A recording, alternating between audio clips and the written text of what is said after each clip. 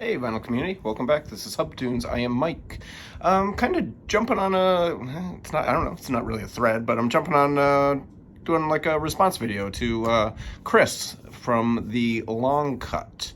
Check out his channel. I will try and link it below. Mazzy also jumped on this. I just saw his video and I thought, well, I can do that. And I love Chris's channel. Chris is a great guy. He's probably one of the first YouTube channels I ever started watching before I was even making videos. I just love his taste in music, and I always learn something when he does videos. He doesn't do a lot of videos. He's been doing more and more, but I always learn something about music. And so check his channel out, The Long Cut. He just did a video. It wasn't really a thread, I guess. I'm making it a thread. But he did a video of his 10, actually 11, albums that he listens to the most in his collection, which I thought, oh shit, I cannot do that. I mean, I narrowed it down to about 20, and then I was like, no, I can narrow it down even more. These are not necessarily my favorite records by these bands, although it turns out a lot of them are my favorite records by these bands. But then there's a lot of records like, that albums that just always end up on my turntable. And I'm going back to high school. I went all the way back, to what most likely I've listened to the most. And, stuff like, believe it or not, like Black and Blue by the Rolling Stones. For some reason, that album always gets on my turntable. I love that album. I know some people pan it, some people think it's great. I love the riffs on there. I love the songwriting is pretty good for the most part. It's underrated. And, so I tried to look for albums like that, but it didn't really work out. So I got, I pulled 11. I think I pulled 11. Donovan's Sunshine Superman. I mean, my God, what a great album. I didn't pick that. So here we go. 10 albums. I think I might have picked 11, just like Chris and Mazzy. These albums always end up on my turntable. Always somehow end up on my turntable. And this one is got to be one of the best. This is Bob Dylan's Blonde on Blonde. I mean, this is my favorite Dylan album. This is absolutely gorgeous. Visions of Joanna, Rainy Day Woman. What else? I Want You, Stuck Inside a Mobile. Pin, leopard skin pillbox hat. I love it, just like a woman. Absolutely Sweet Marie. This is just a wonderful, wonderful record. It is definitely my favorite Dylan record. It is my go-to. I play this more than anything. And this version, this MoFi version, might be my favorite MoFi of all time. This thing sounds absolutely incredible. So, Bob Dylan's Blonde on Blonde, definitely. Yeah, I've played that a ton. This is one that Chris actually pulled, and I didn't really think about it, and when I saw that he pulled it, I was like, that would make my list, and that is the Jayhawks, Sound of Lies. Not their best record, but it's my favorite of their records. I like Hollywood Town Hall, another one I've probably played hundreds and hundreds of times, but this one, for some reason, I've always gravitated towards this. I love this record. Bottomless Cup is my favorite song on here. It is so good. The title track, Sound of Lies, is excellent. The Jayhawks, if you don't know them, they're kind of a jangly country rock band. I would start with this one, but that's me. Hollywood Town Hall, you can't go wrong with either. This is going to be the only live album in the group, and I gravitate towards this. I love this record. When I go to listen to this woman, this is usually what I pull out, and that is Aretha Franklin live at the Fillmore West. One of the great live albums ever recorded. This thing is absolutely spectacular. She does tons of great songs on here. She's got Ray Charles on here and King Curtis. Where's the song listing? So she does Spirit in the Dark, which is another great Aretha album. Respect, she opens up with Love the One You're With, Bridge Over Troubled Water, Eleanor Rigby, Make It With You, Dr. Feelgood, Spirit in the Dark, and Reach Out and Touch. This is a really, really good live album. If you don't have it, you can probably find it for like $10 in a in a record store somewhere. They're pretty beat up, but this is a nice copy. I love this record. One of my favorite live records of all time. This is one, yeah, probably not, actually a lot of people probably don't even know this. This is Karanavasari. I'm probably pronouncing that wrong, but this is Santana's fourth album, I believe. I love this record. I love this record. It doesn't have any hits on it. It's just all jammy, like, it's got like a Middle Eastern vibe. It's got a jazzy feel to it. It's absolutely wonderful. This is a quad.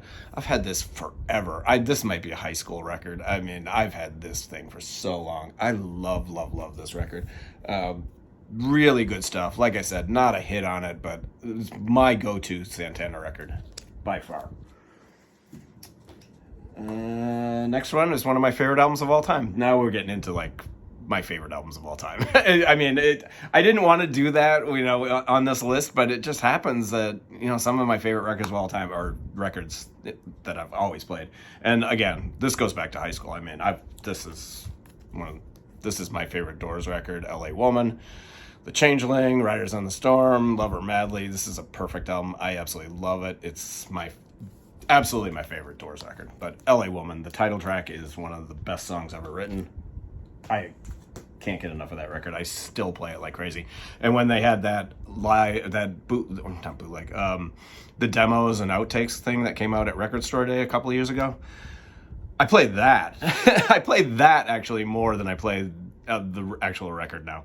I love those outtakes. That was one of the best Record Store Day releases in many years. This is an album that, again, goes back to high school.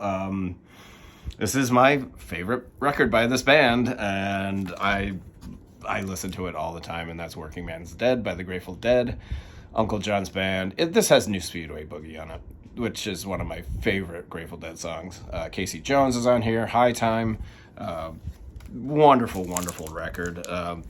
Again, the Mo-Fi version smokes. It's just gorgeous. So, yeah, this one I played this like crazy. It's definitely my go-to when it comes to Grateful Dead music. Again, one of my favorite records of all time. Probably in my top 5 of all time. And that's Wilco's Yankee Foxtrot Hotel. Dyslexic. Yankee Hotel Foxtrot.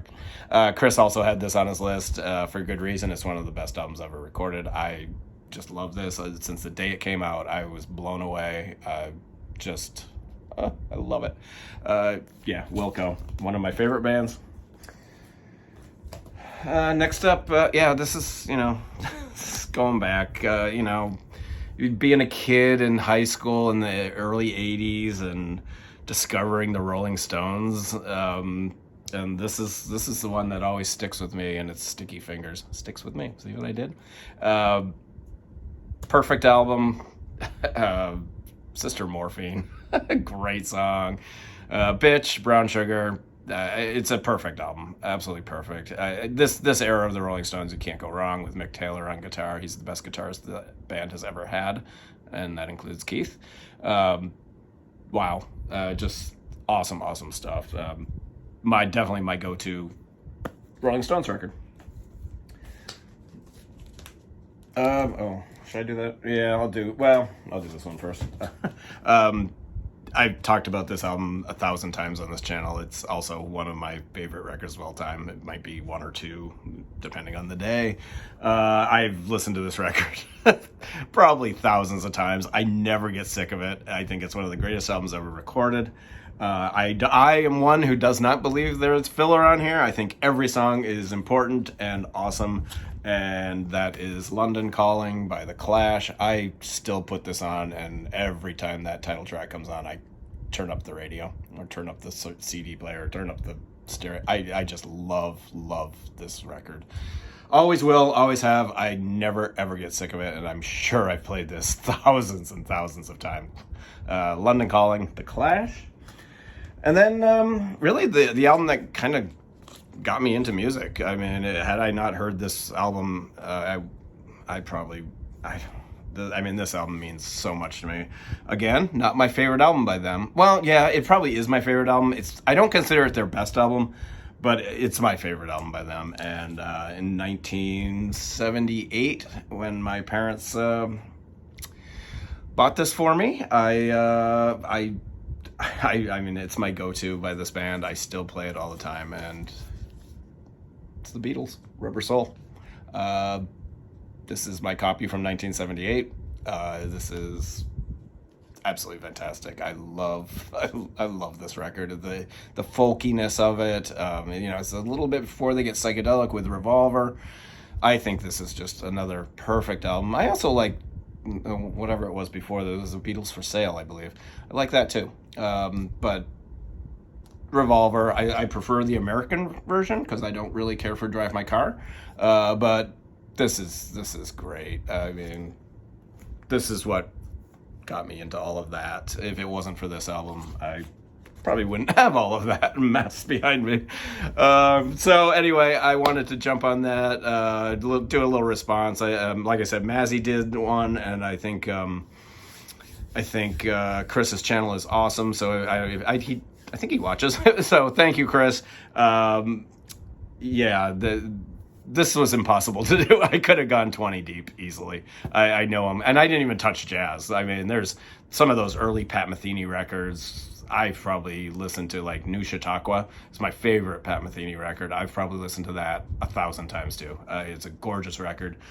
Pat Martino, the great jazz guitarist, his album East. If you like jazz guitar, I've talked about him many times.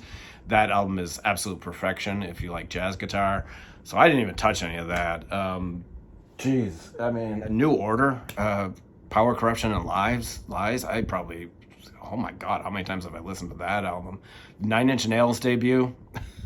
I should have put that on there. I should have done 12. But yeah, 9 Inch Nails, their debut, that changed how I listen to music and what I listen to.